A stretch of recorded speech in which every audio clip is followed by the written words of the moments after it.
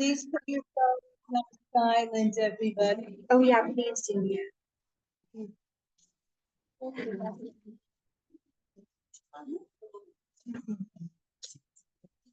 Hi, shalom, everybody.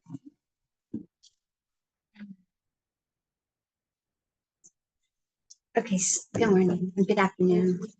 Okay, it is Cafe, I think. Tammuz, Hatafshin, hey.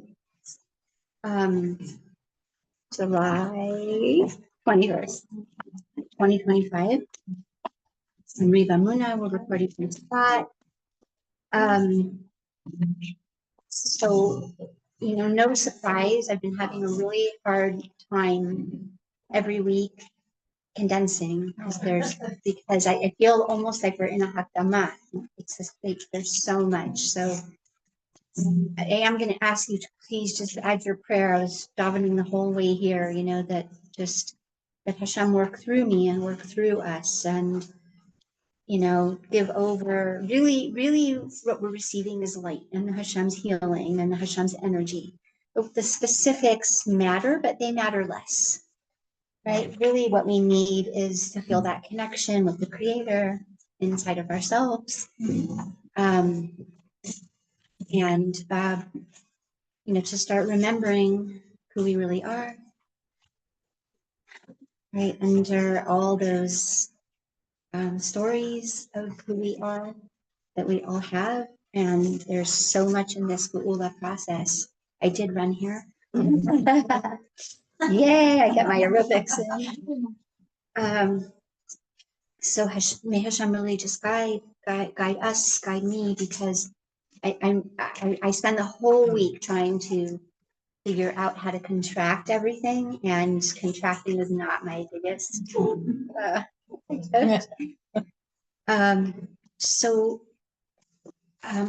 did prepare a whole class. Well, let me begin. Let me begin by this. See, I keep pulling up another one, another one. Oh my goodness, Hashem, please just direct this. So let me begin by this. Is there anybody who has a question on what we've done so far, or feels unclear about something that we've done so far? And then maybe that will give a little bit of insight of what direction to take it to. I still never got answered. Yes, I did not. I know you didn't. I did not forget that. I did not. And strangely, this entire week, I don't know if any of you have hot, but my internet's been out almost off and on the whole week. Us too, I thought. Yeah, whole week. So every time I'm like a little nervous to schedule Zoom classes because the internet, I wake up in the morning, the internet's off. I go to sleep at night, the internet's off. Okay, y'all. So I think what I would like to do then is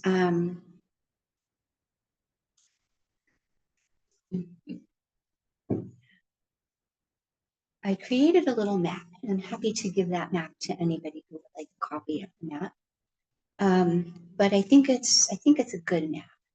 And the map starts like this. Remember how in the Garden of Eden, we had these garments of light, or with an olive, right? We had light bodies.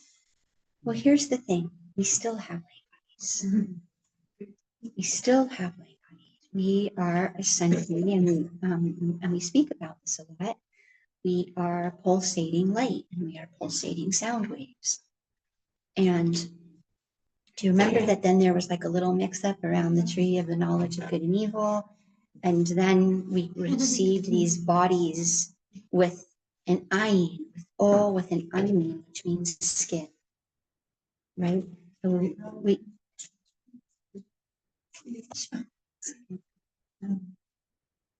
And is anyone else cold? Yes.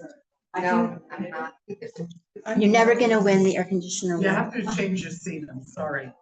Just like on the side. I've learned this. The secret is to bring a shawl And sit on the side. Okay. So that's very intentional. One is or with an olive, and it has the gematria of 1, right? Or with an aleph. I mean, not the whole word, I'm saying the aleph. And the other is or with an ayin, and it's the gematria of 70. So really, we might say that our entire process and our entire journey is that benahafahu, or that transformation of turning the ayin back to the aleph, right? Turning the ayin, which is the 70, back to the aleph, which is the 1. And you'll hear they make the same sound often. I mean, unless you're super Sephardi and you say aleph and ayin, but like none of us do that, right? And it works really beautifully with IFS work, with internal family systems work, because aleph, of course, is the essential unified self, true self.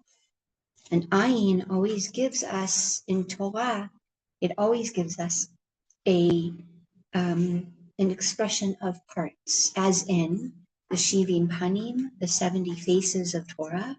What was the word? The Shivim Panim. No.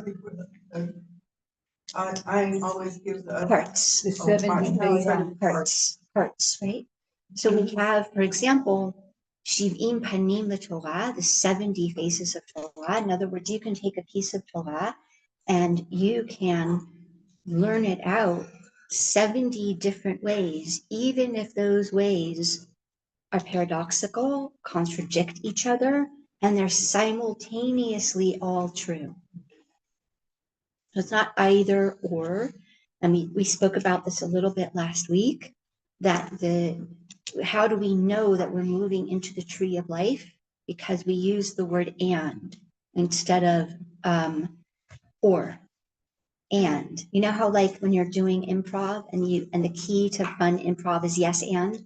So someone says, like, I'm a sailor, and you're not like, no, you're not, you're a lawyer. The key to improv is yes and, right? You're a sailor, and here we are on the stormy seas. Like, that's how you play. You assume everything the person said is true, and you add more information. Okay, and that's the secret of play. That's the secret of improv.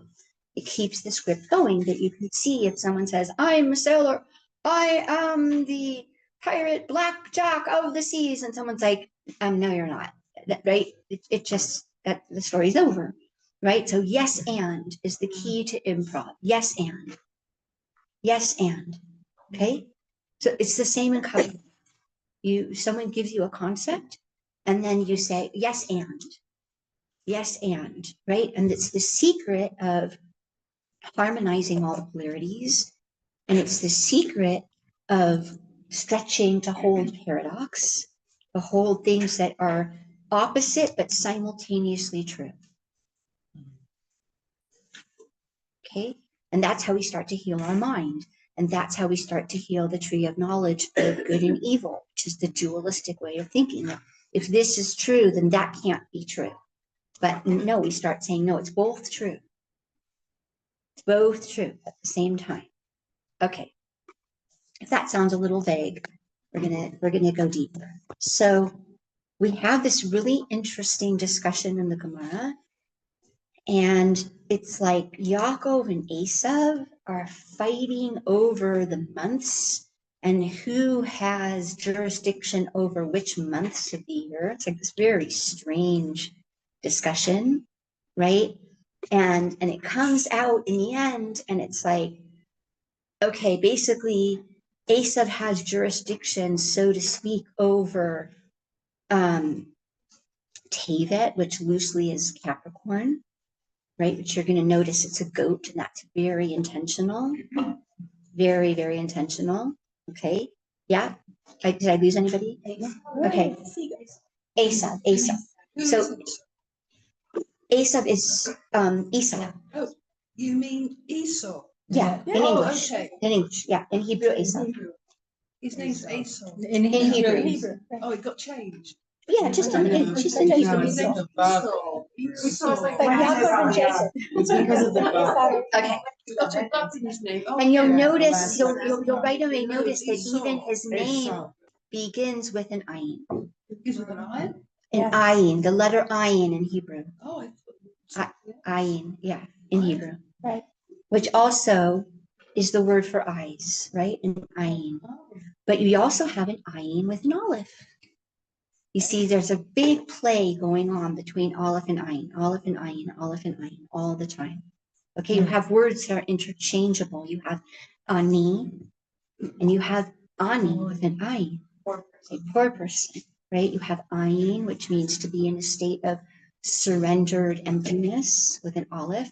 You have ayin with an ayin, which is how you look at things, how you perceive things. This is very, very intentional. So Tevet, it says, is under this jurisdiction of Esav and half of Av, right?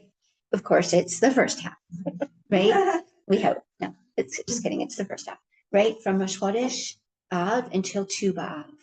Tu B'Av, there's a healing, there's a transformation, there's a something that it makes a flip and it goes back into Yisrael energy. Okay, so away, and then we have on the other side of the year. I hope you guys all know this by now, and if you don't, it's a beautiful time to learn, right? That there's not really 12 tribes. There's 6 partners of tribes. There's 6, right? Gives us 12, but there's 6 partners. They're working. They're holding the polarities of a particular energy. Okay. So a parzuf, exactly, an archetype or a polarity. So for example, right now we're in Tammuz, right, which is Cancer, not Cancer, the sickness, Cancer, the sign of the crab, right? And opposite that is Capricorn, which is the goat, right? And it's Ruvain in Tammuz, right? And it's Dan in Capricorn. Okay, so not Shvat, Tevet. Did someone say Shvat? Yeah. You had a question? Yes. Cancer is Tammuz. Okay. No. So that's yes. Capricorn is Tevet, and Cancer is Tammuz. So exactly. So then we find this really interesting thing that so each one of these is the polarities of a certain topic, a certain energy. Okay, so let's just use an example. The first month of the year is Nisan, it's Aries, it's the Ram. Exactly opposite is the 7th month of the year, which is Tishrei, which is the Moznaim, which is the scales, right? Libra. Okay. And so, for example, they're working on a core issue of self versus other. Aries is self, Libra's partner or other relationship, right? So that's a dynamic that we have to balance in our life. How much energy goes for ourselves and how much energy goes outwards into relationship, into connection. So each one of these 6 is working through. So you'll notice then, I mean, this in itself could be a whole class because it's so interesting. And then right in the center, right? Because if you imagine this is the camp in the desert of how the tribes camped. The astrological map is it's a little confusing. So just I can't explain it right now because we're not going to do a class on astrology, but it's the inverse, but it doesn't matter why it's the inverse. Okay, it's the map of the tribes in the desert. And then we have a circle of Levi'im in the middle. And then we have the Machane of the Shekhinah right in the middle, right? The camp of the divine presence, of the ark, right in the middle of Be'er Miriam's. Now, when I grew up as a kid and I heard Be'er Miriam for years, I thought it was a well, like a well dug into the earth. It's not a well, it's a traveling rock. It's a rock that contains water in it, and it would travel with Am Yisrael, right? See, people are going, right. But how did it get the water into the rock? Hashem. Glorious is the Lord. Yeah. You know, the fox. Was it a jug? It's more interesting how we got the water out. It was really Right, that was the problem. that was really more the okay. There doesn't mean a well, it means like a wellspring. Wellspring. Wellspring. Yeah. I mean, I haven't been around, but does it mean more like a Source? well?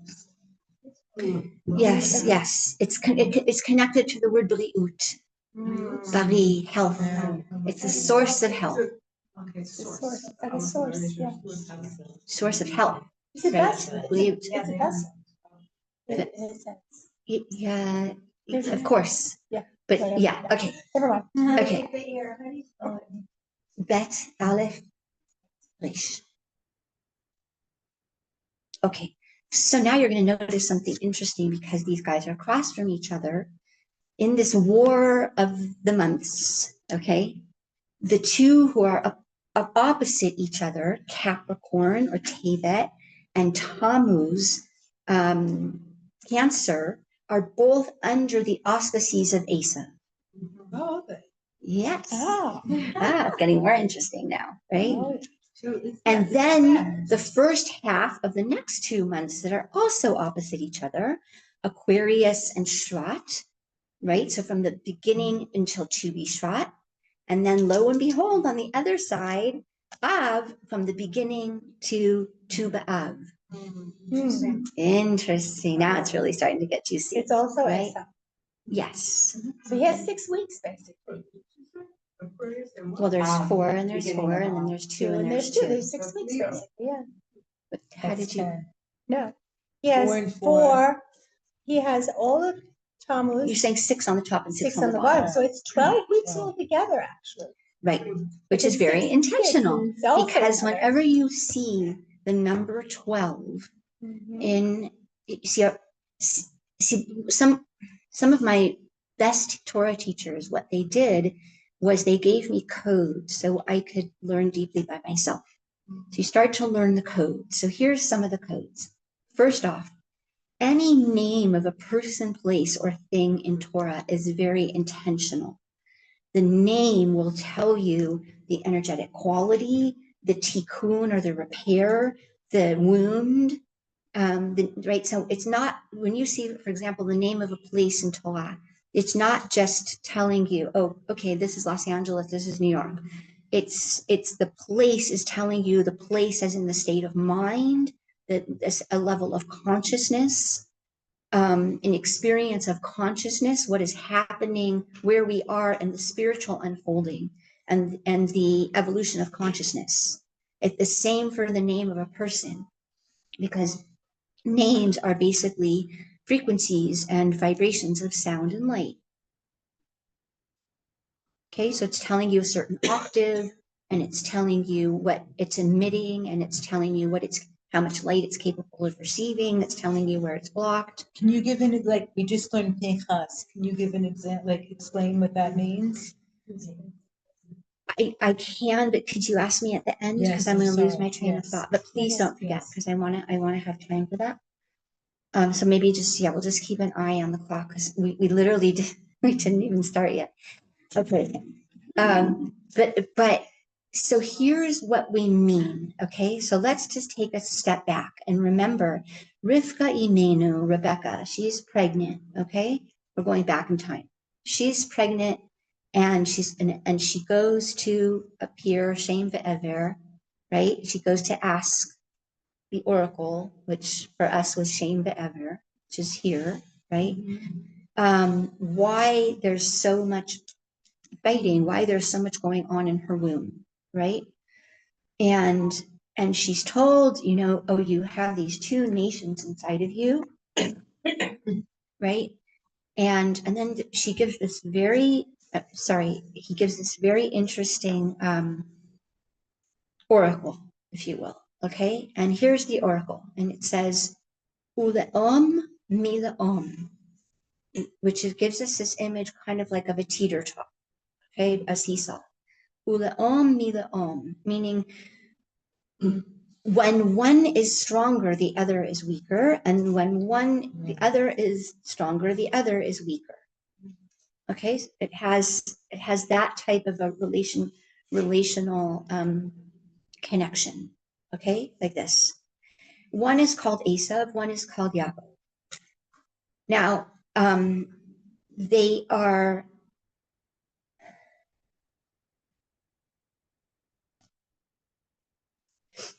This is a different class, so if you want, I have classes on this on YouTube, okay? But just to notice that they are the two goats. You will see two goats surrounding their lives all the time. For example, Rivka Imenu, when she was pregnant with them, part of her dowry, her nedunya, was that Yaakov would give her two goats every day. Okay?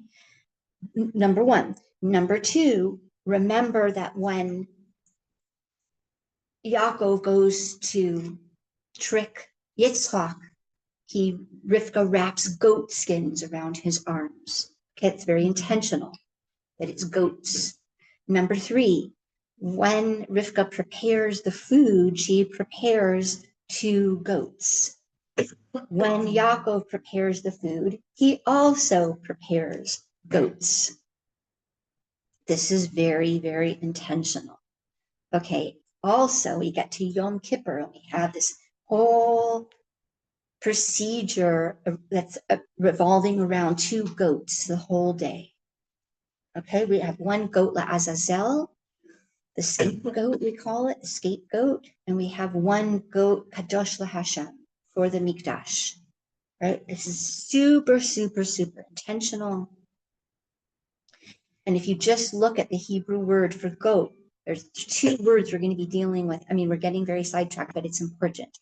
Over and over again. First of all, the word goat starts with what letter? Zim. GD. No. In Hebrew. Sorry. Is. Ayin. Okay, so we're back to the ayin. Okay, Zim. and it's azim. Azim, which we could call oz, is a power. It's an energy. It's a power. So azim means two powers. Oh. Wow. Right. Right. So we have oz dikdusha, holy chutzpah, power, all power as it's used for the furtherment of Hashem's plan and vision, otherwise called life, in service of life, right? Because Hashem is always in service of life. And then we have something else that's called azus de sitra achra, which is all the same powers, but used in the service of separation, disconnection, death, competition, to further the illusion of separateness. So one goat furthers the revelation of unity and love and collaboration and life and the flow of life. And one seemingly seems to be working seemingly for the opposite side, right? We call it azus de sitra achra, right? Again, there's only one boss. By the way, I'm just gonna spoiler alert. It's really only one boss, but it looks like this. Okay, so these guys are goats, and they're twins. And we spoke last week that many of the holy masters say that they are identical twins, all hairiness and smoothness aside. That hairiness and smoothness refer more towards an inner character. God bless you. Okay, so the other word we have for goats is se'ir. Yeah. Se'ir, which is has the word for it of se'al, of hairy. Sin, looks like a shin, but the dot's on the left. Again, that's very, very intentional that the dot is on the left, the side of gvulot, right? Ayin, yod, reish. Okay, so we have this se'ir.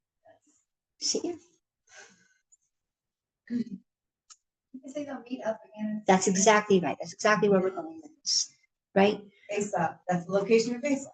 So Esav and Yaakov have this whole falling out, so to speak, and it's a whole discussion of who is the Bechor, who is going to elevate who's teaching whose system of values is going to be the dominating system of values, right?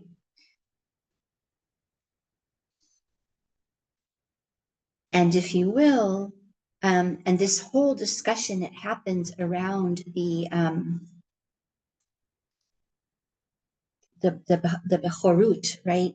Who's the firstborn, right? And all of that is a very, very deep discussion around the body versus the soul, the spiritual versus the physical might versus spiritual might, right? It's a very, very deep ongoing discussion. And essentially what happens is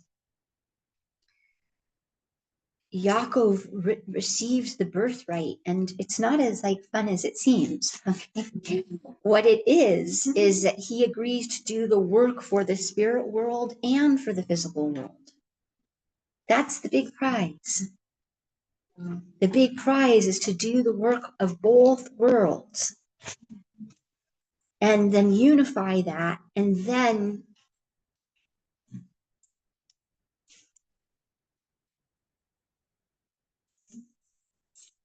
okay. He came for his. Isn't that interesting? I was noticing that too. Mhm. What's that? That it was different reactions. Wasn't? But still. Yeah, interesting. He came in a couple of months ago. Still. Yeah, he called me Okay. a dippo. I didn't know what a dippo was. Okay. We're going to continue. Okay. Focus. Okay.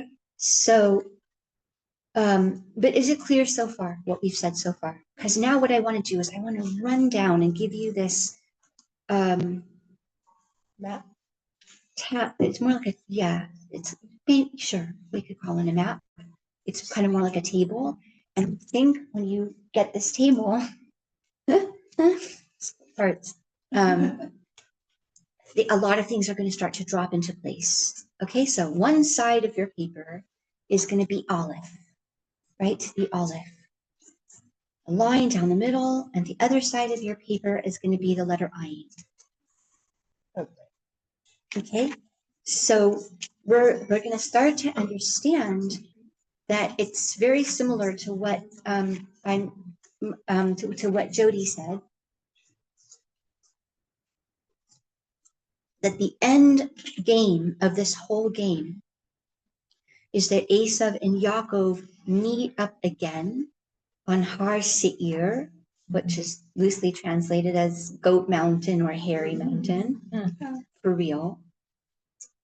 Otherwise called, come on, give it to me, come on. Yerushalayim. Really? Wow. Yira Shalem, seeing the whole picture, seeing the full picture. When the 70 nations, which is the Ayin again, come on Sukkot to also offer sacrifices to the one creator, the one God. Wow. But isn't the physical location of Seir on the east of us in like the area of Edom, like Moab? It's over there. So how is it Yerushalayim? Right. So how does self and parts take up the same space inside of our body? And when they are acting together, then we call that again Yerushalayim. We also, by the way, call it the Be'er, but that's a different story. Okay. In other words, it's where all the parts come and all the polarities are harmonized and unified. And we start to see that it's not either or. It's not ze lu'umat ze. That's actually not true, ze lu'umat ze. Yes, sir. It's the wholeness. It's ze lu'umat ze in the sense of when self energy is present. By self here, we mean the olive, right? We mean true self, right? We mean the, we've been saying this many times every week, but we'll say it again really fast, right? We mean the divine spirit that's in everybody, that can't be damaged or broken, even by trauma, that is just under the surface of the parts, that knows how to heal, that's inside each person, right? That is able to offer the self presence, deep, and all the parts, deep witnessing, deep listening, deep presence. We call that witnessing.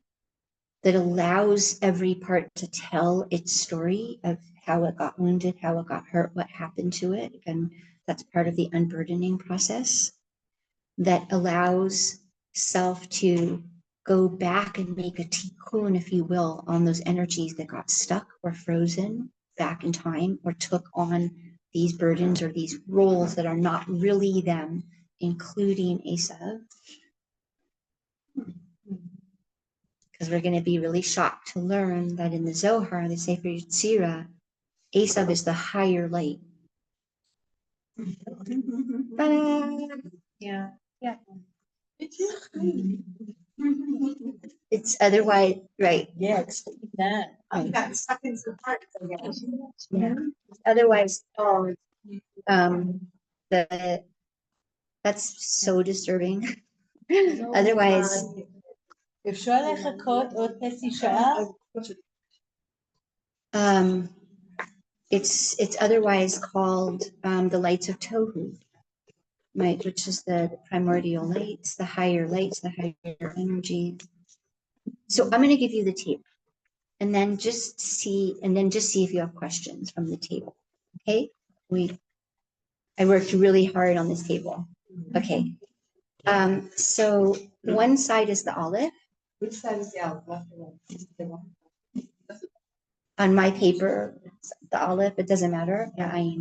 Okay, so we're going to start with the side of the olive.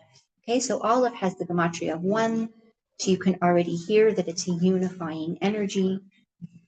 And you can remember that olive is made up of the upper yud, the lower yud, and the connecting vav, right? So the gematria of 10 plus 10 plus 6 gives us 26. It's the gematria or the same frequency as yud and hey and vav and hey. It's the same frequency of the light of compassion. And what we mean by compassion, we started to say this last week, is compassion is connected to the element of air, as opposed to chesed, which is the element of water, and gvura, which is the element of fire. And that's a really good trick to hold on to when you're struggling, that compassion means chesed. Rachamim does not mean chesed. Rachamim is a different element. Rachamim is air. It's air. That's why the rechem is in the middle column. It's the channel of air. Ruach. And ruach, exactly. And chemla. Where are those olive? You say compassion. Olive, because it's unified. It's the middle column. The middle column is always, it's not the ayin. The two polarities are the ayin, because again, they're part. It's not the whole picture. A polarity is an extreme perspective of one half of the story or the relationship or the perspective. And the ayin is on the other side is another polarity. That's why we say there's 70 of these shivim panim. There's also 70 nations. There's also 70 languages, right? There's shivim umot. There's 70 other countries, so to speak, right? That's code in Kabbalah. Yes. No, not 50. Okay, 1 second. Let's stay on the side of the olive, okay? So we have the 8 C's that we've talked about, right? We have curious, which is the two that are really the most important, which is curiosity and compassion. Okay, so we have curiosity, compassion, connectedness, clarity, creativity, creative,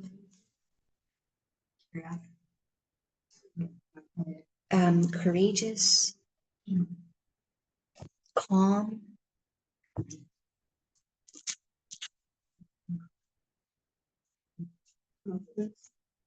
yes, but that's really more about the courage, and we always forget one. So it's a Caution. sorry. Caution. Yeah, no. Does it always have to begin with C? No, it's just a mnemonic device to remember. Confidence. Yeah, it does. I always forget one. Calm. It's what we mean by that is there's calm, there's presence, connectedness. Thank you. That's exactly. Thank you. connection. And again, we've noticed that the polarized parts are usually polarized also in terms of past or future. And we mentioned that Chachma, the right side, is connected to past, and Bina, the left side, is connected to future. So this Rachamim is also about here, right now. So this Aleph energy is also here, right now.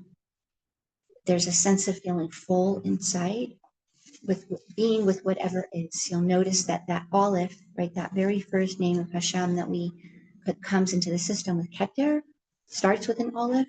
It's Eheya Asher Eheya, being with all that is, being with it is as it is, and as it's unfolding, as it's becoming. Okay. And so there's a sense of being inside and connected to what is here right now.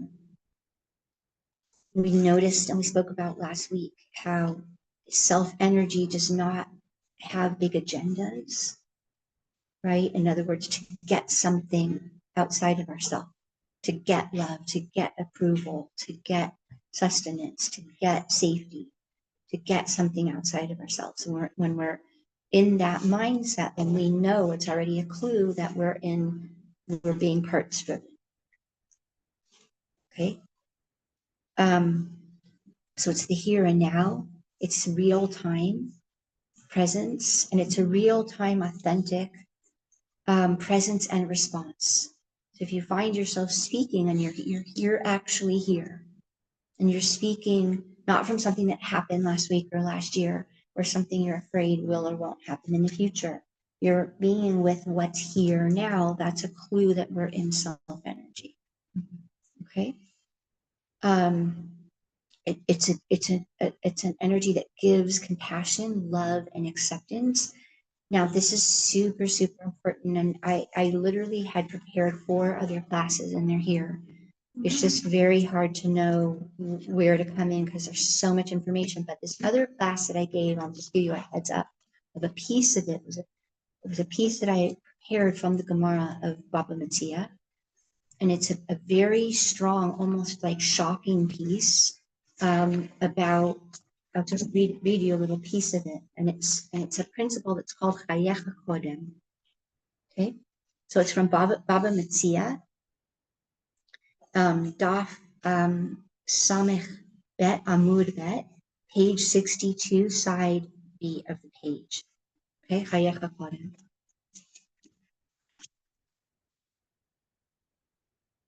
And this is it's going to be a little shocking for people. Okay.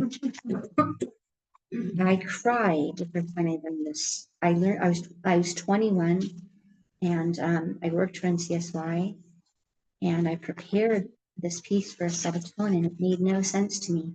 And after all of these years, I'm finally getting it, like really, really getting it and getting it in my bones. I wanted to read it to you from the Aramaic, but okay, got it. And here's the Gemara. So it's basically a discussion that that if 2 people are in the midbar, they're in the desert, okay, and one person has, okay, here it is.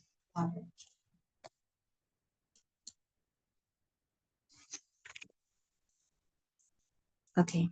Rabbi Yochanan Ha'i v'chai achicha imcha ma'i avile mav'e le lechadetana shnayim shehayu mehalchim b'derech ubeyad echad mehem kiton shel mayim. So 2 people are walking in the desert, and one of them is holding one, like a skin of water. They used to have skins of water.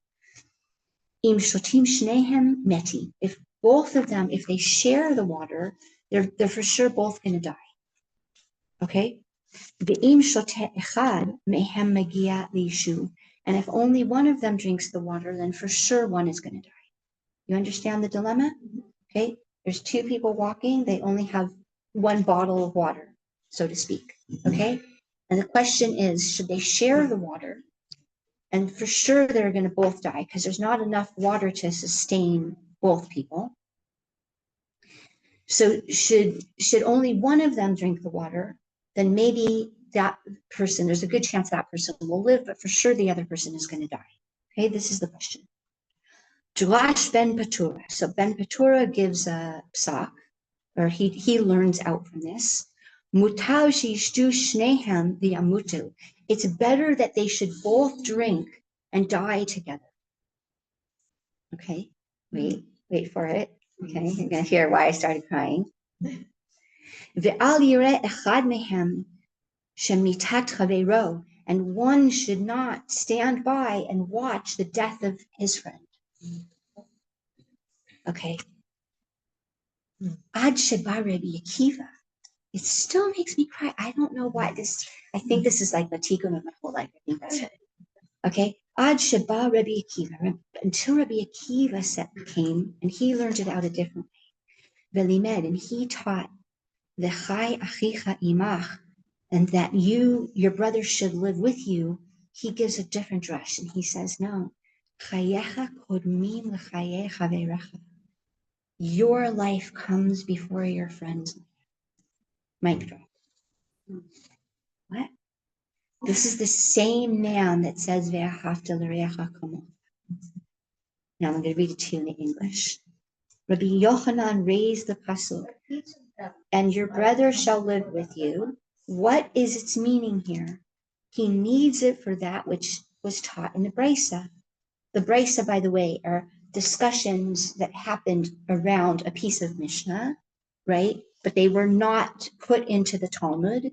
But these discussions were saved in a different place, so they're called a Breita or a Brisa. They're continuations of the discussions that the Tanaim were having, that the holy masters of that time were having, but they were not included in the final cut, okay, of the Gemara. Okay, so he says, two travelers are walking on a journey, and one has a jug of water. If they both drink, both will die. If only one drinks, he will reach civilization. Then Patura teaches it's preferable that both drink and die, and one should not stand by and see his companion's death. Until Rabbi Akiva came and taught, and your brother shall live with you. Your life takes precedence over the life of your brother. Okay, obviously this is an entire class, which it was, and it is, and show you this is the class. Okay. But for all intents and purposes, the reason why I brought this piece of Torah is this. Many of us make a mistake, especially when we're learning IFS, internal family systems, right?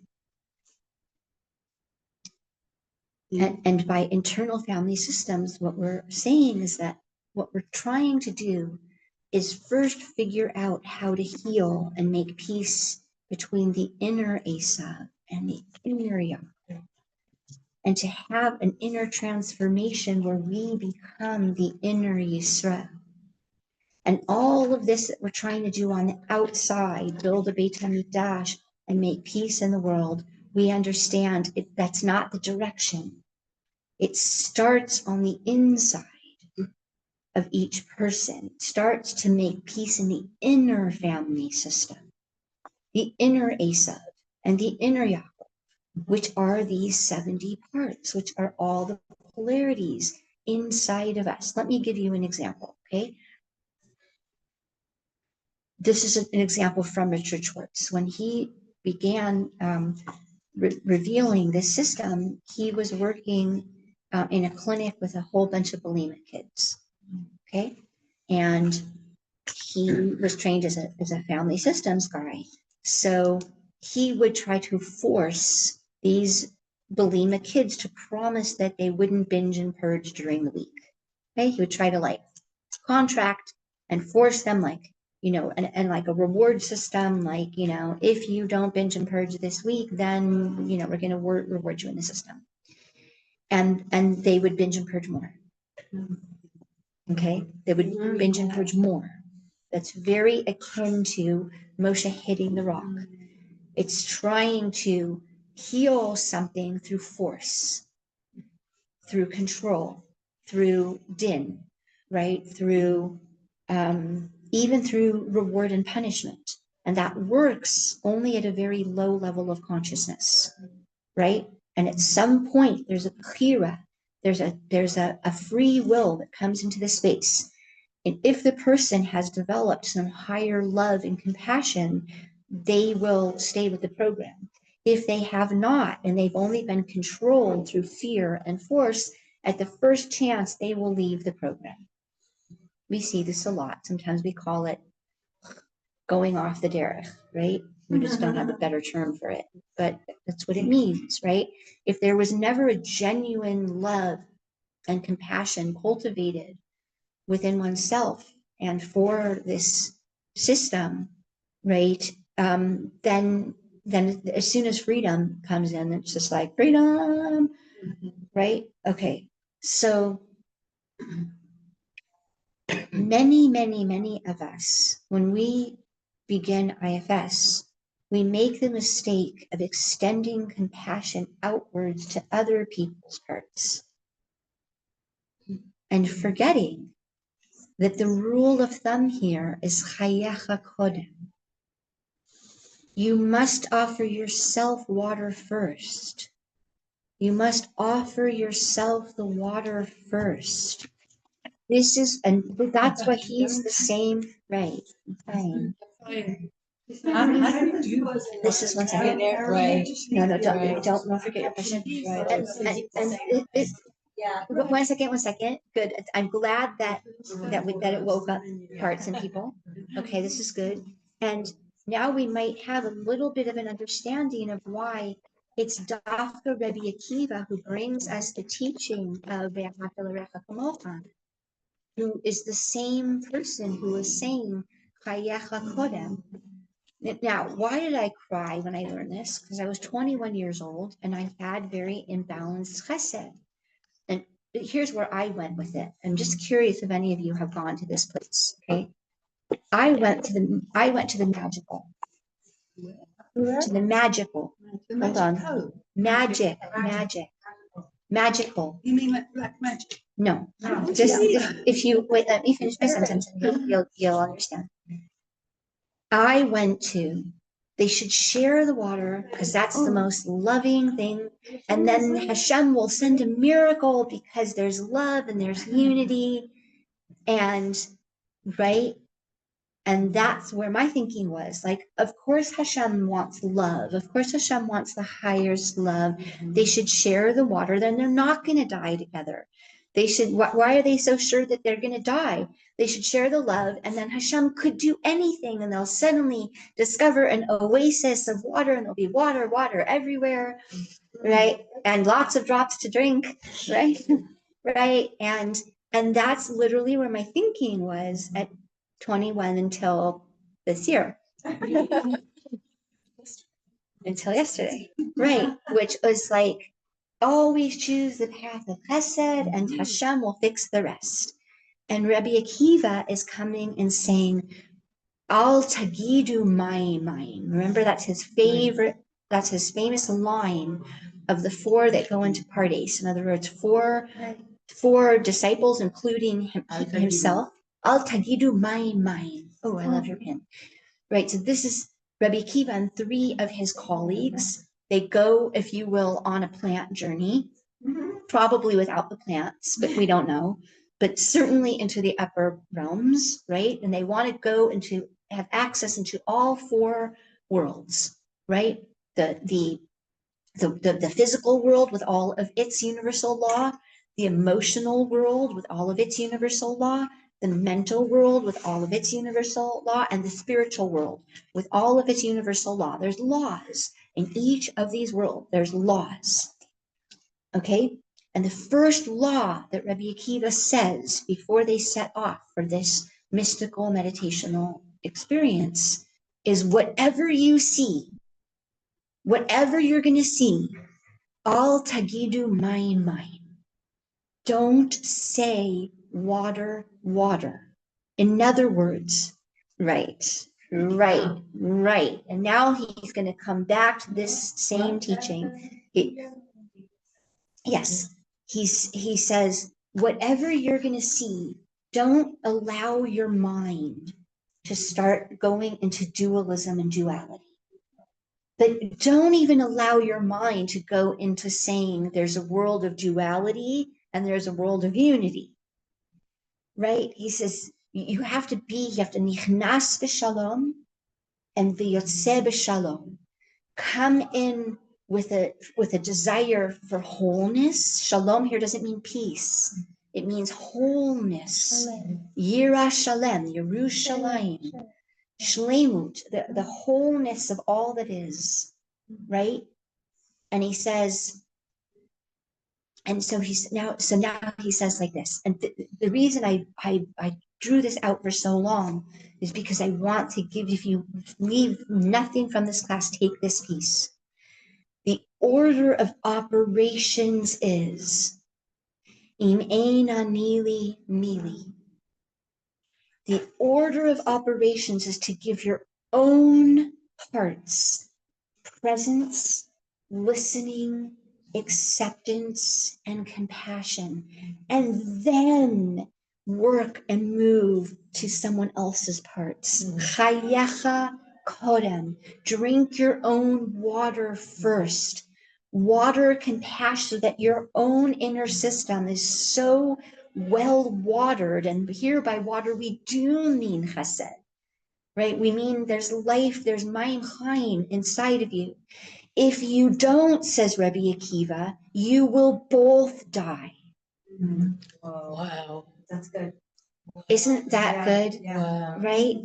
Now, for me, this is rewiring my entire system because somehow between being a girl and between growing up with Shlomo and between, I don't know. I always received it the other way. Do chesed for everybody else and abandon myself. Do chesed for everyone else and be exhausted and be drained and not have presence, not be able to be there for myself.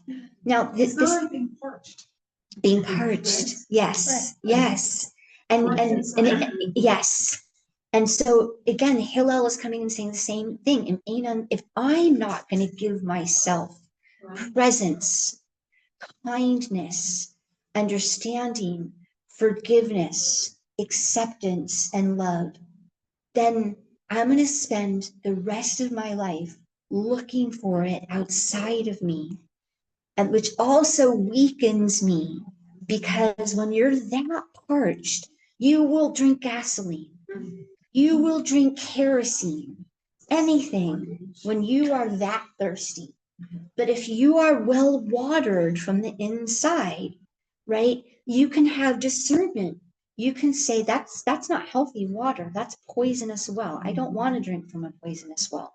It's very intentional that all of the soulmates always meet at the well, right? At the living springs, at the flowing water, at the be'er, right? So this is really deep that Rabbi Akiva is teaching us. If you take just this piece away from this week, right? It's chayecha kodem.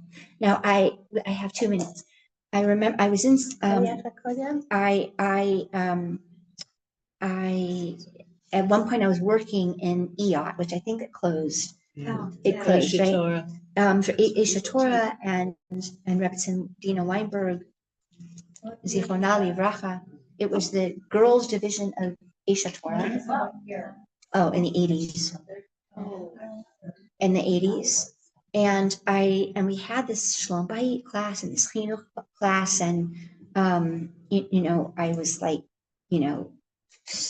18 years old, but super excited about getting married and having children and all of that. And I remember she told the story, and most of you know the story. I was horrified by the story. Okay, so she told the story about a mommy, and she had a bunch of kids, and there was no food, and that you guys know the story. Okay, the egg, the egg, yeah, right. Wait, I'll tell you the story. Okay, and the story is that she had this one egg, and she locked herself in her room, and all her children were crying like, mommy, we're starving, where are you, and we need you. And she says from the other side of the door, she eats the egg, She eats the whole egg and she says, I'm making you a mother. Right now, as an 18-year-old, I was like, oh my God, like what kind of a mother would stuff an egg down her throat while her children are crying on the other side of the door? And then I became a mother. And then I learned what kind of mother would do that. A healthy mother. It took me a lot of years to get that message, right? Chayecha kodem, meaning be so well watered inside your system. It doesn't mean be selfish. That's how I heard it as an 18-year-old. Be narcissistic, only think about yourself, be selfish, put your needs before your children. No, it's not saying that at all. It's actually even deeper on a spiritual level than it is even on the physical level, right? Which is give yourself that I'm going to say the words again, okay? That, yes, but it's deeper. It's to give yourself presence and give yourself as in to be present to yourself and deep listening. No, but I'm saying these words intentionally because I've heard my entire life, love yourself, and I'm like, I'm trying, but I don't even know what you mean. I don't know what you're talking about. You might as well be speaking Mandarin Chinese. I don't know what you mean when you say that. Make myself a smoothie? Like what does that have to do with loving myself? Like, and it took me until this year to understand that same kindness, compassion that you extend outwards to people that you love, extend that to yourself. The same way that you're concerned about a friend, or you're concerned about your child, or you're concerned about the soldiers or the hostages or Am Yisrael. Extend that care, that energy, that kindness, that presence, that listening, that forgiveness, that acceptance to yourself. And as you do, your parts will learn to trust you. And you will learn to trust and also to forgive and to be kinder to your parts. And your whole inner system will be a land of compassion and a land of peace. And when your own inner land is a land of peace, you can then start making peace with the other 70 nations. Okay, that's all we have time for today. Oh,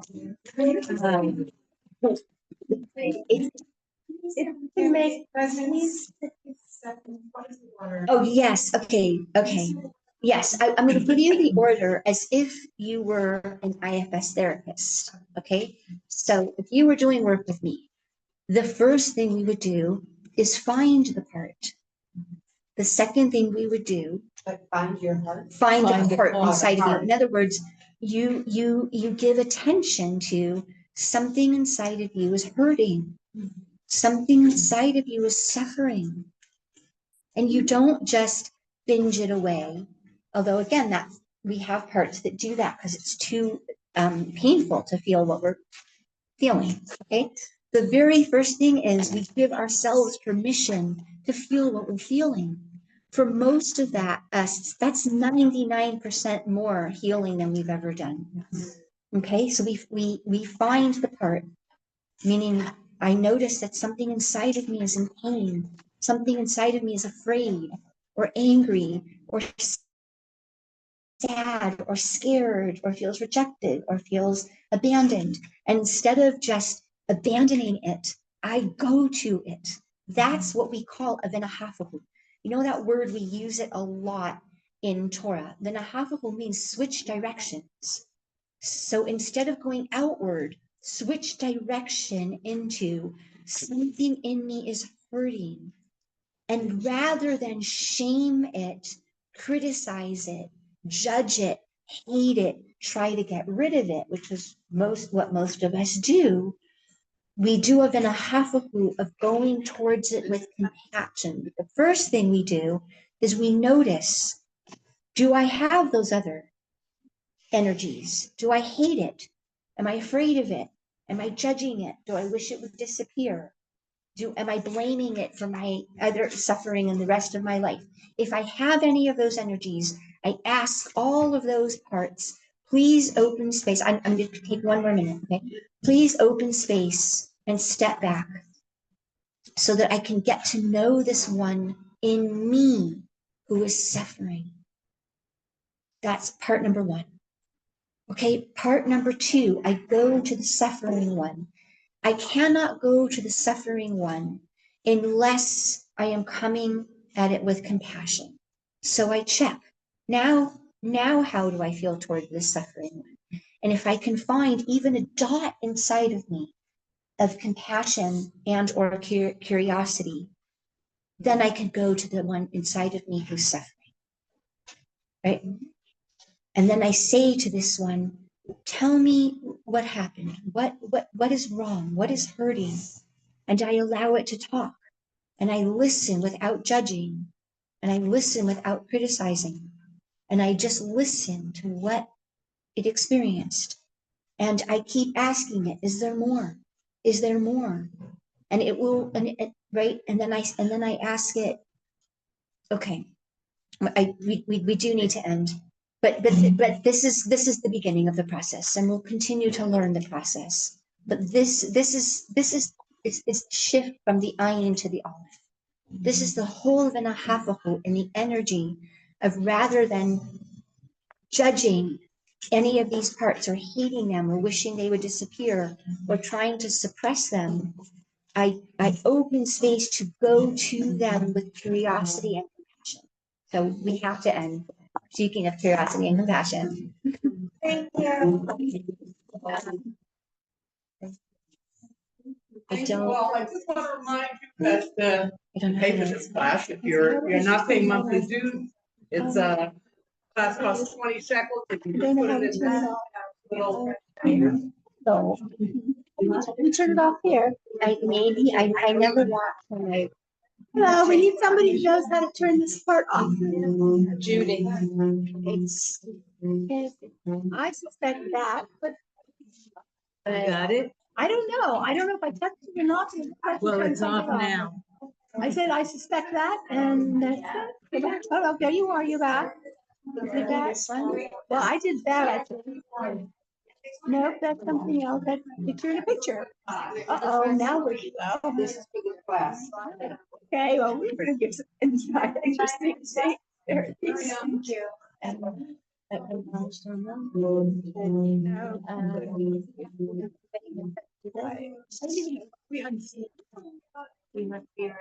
think we are out of. It's like it's It's off, whatever it's. because when you're talking and speaking, I like, the only person I'm seeing 70 ions inside. Thank you. Yeah. I do. Help collect all this stuff for her and. I do also. Oh. Okay, we'll come at the right time, but I am starting out. It's. You teach a course. Yeah. The people, I feel like these are the people. This is that tool. Everything you're saying. It's It is that. Totally. It is a tool. It is Yeah. a Right. really good tool. We are told to. Yes. Oh, no, be careful, be careful, be careful.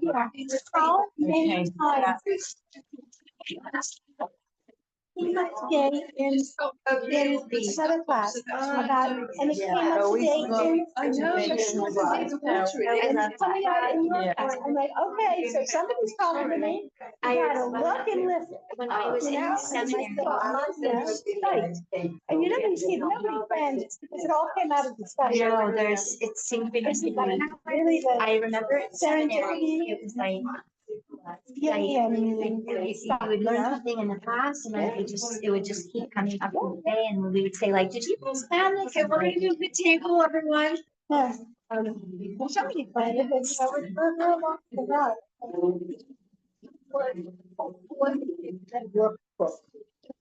Who's in So good with the who's the transfer pink, money from the bank, I just. cell phone? Okay, I, but Cell phone? So. No. Does it have a name? No names. There's a Bas Medrash cell phone. I will. Maybe. There she is. Her name was on the page.